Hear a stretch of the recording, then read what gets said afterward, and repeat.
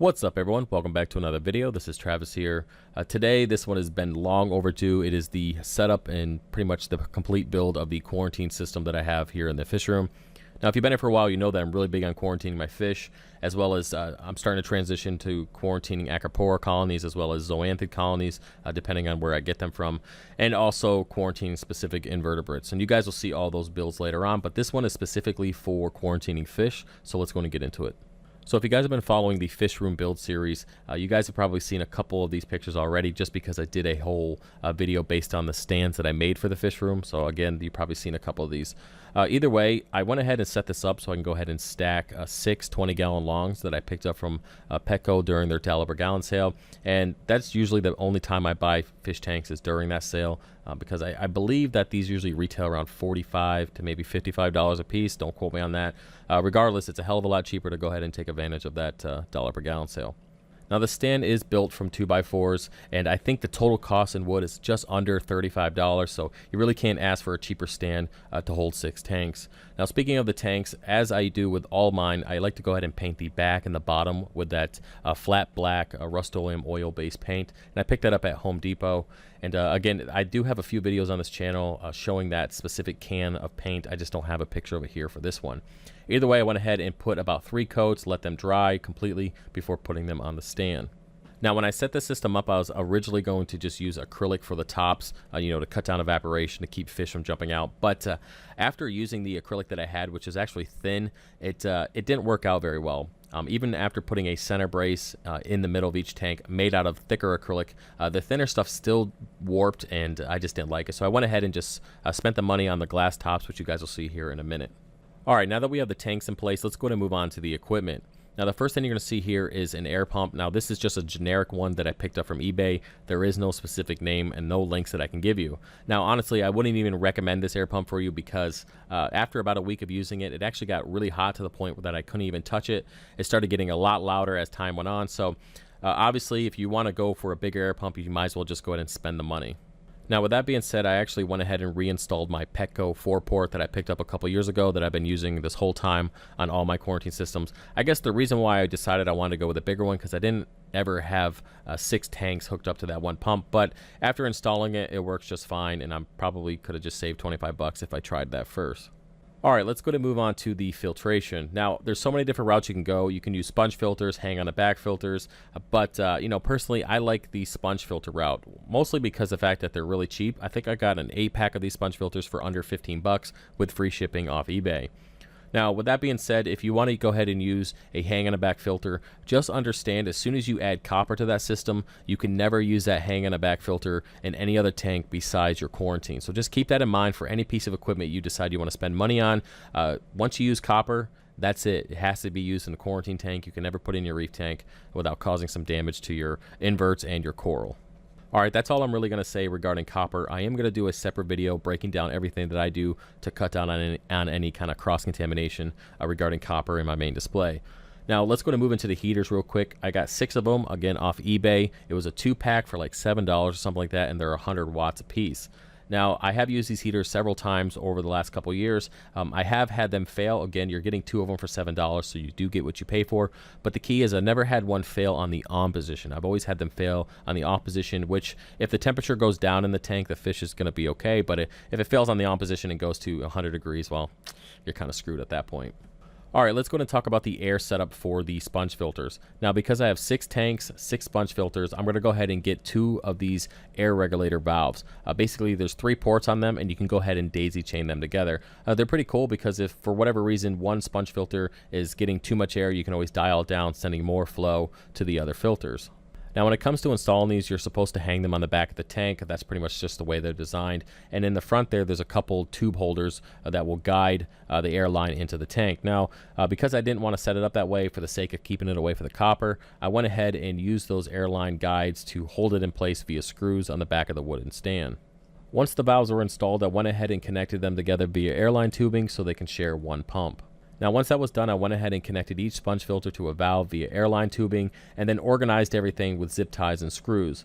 Now, I like to do this not only to make it look a little bit neater, but to also hold everything in place because my 1.5-year-old likes to come through and pull all that stuff out. And with everything being kind of zip tied in place, I don't have to worry about that happening. Alright, let's go to move on to the lighting. Now, if you guys see my previous videos, I tend to not use any kind of lights over my quarantine setup, but I figured for this one I'd go ahead and do a little DIY project just to prove that it can be done.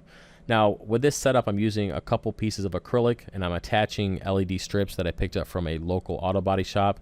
Now, these LED strips are 5K, and I think I got 6 of them for just under $10, so that's a pretty good deal. And with that being said, I also got the AC to DC adapter from that auto body shop, and I think that was another 15. So we're looking at about $25 for lighting this entire setup, and that's perfect for me, at least.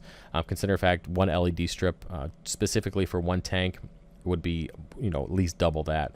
Now, basically, these LED strips are, they're bright, but they're not like, oh my God, it's lighting up the whole tank. But they do serve a purpose. They do add a little bit of light. They let the fish know when it's time to wake up, and that's all that matters.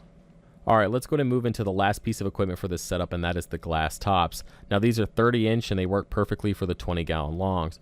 Now, during shipping, unfortunately, 3 of the 6 plastic tabs that you use to lift one end of the top to be able to access the fish or for feeding were actually crushed. But it wasn't a big deal. I reached out to the retailer, and they actually sent them in the mail, and I got them within a couple days. Now, I really like to use tops on all my quarantine tanks, not only to keep fish from jumping out like wrasses, which are notorious for jumping out of the tanks, but to also cut down on the evaporation. Now, when salt water evaporates, the salt stays behind, so if you don't have a top on such a small tank and you forget to top it off, you end up getting a higher salinity within the system, and it stresses out the fish. Now, if your fish are already stressed out because they have ick or you're going through copper treatment, adding fluctuations in salinity is just not a good idea. All right, now that we have the quarantine system set up, let's go ahead and talk about cycling the sponge filters. Now, this is a question I get all the time, is how do I start cycling a sponge filter? Now, there's a couple of different ways you can do it. Now, if you have a single tank and you are kind of planning ahead and you plan on getting a fish in like a month or so, I always like to take a sponge filter that has never been used, never been used, never had copper in it or anything. I like to go ahead and put that in my sump section to go ahead and build up the beneficial bacteria for about 2 or 3 weeks, and then that's good to go. Now, if that is not an option for you and you kind of got a fish, like you went to a local fish store and found a fish that you just couldn't wait to cycle a sponge filter, and you just purchased it, it's good that you didn't drop it in your tank, so kudos to you, and you want to set it up for quarantine. What you can do is go ahead and put the sponge filter in and then use water out of your main display to kind of aid in boosting that beneficial bacteria within that tank. Just understand that it's not completely cycled, that sponge filter, so if you start feeding the fish heavily, you could have an ammonia spike and cause issues to the gills of the fish.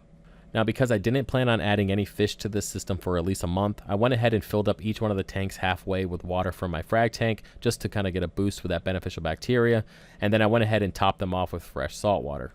After about a month, I went ahead and put in my first fish order, and they all came in pretty good, decent sized. Now, I did get an eel for Jeff here for his 150-gallon in-wall that I mentioned in the previous video, so he's going to go in the top right tank, which will have 0 copper forever. Basically, that tank will never have copper in it, because if I ever plan on putting inverts in there or getting another snowflake eel, you can't have copper near those types of animals because it will kill them. So the right top tank will never have copper, but the other 5 will. So I went ahead and separated the tangs and the clownfish throughout the rest of the tanks based on, again, on size and type.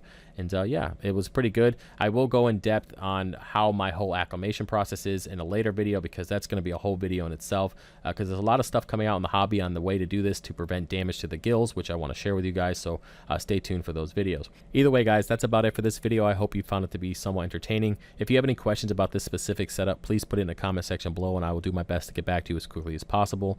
Now, I will also be linking my quarantine playlist.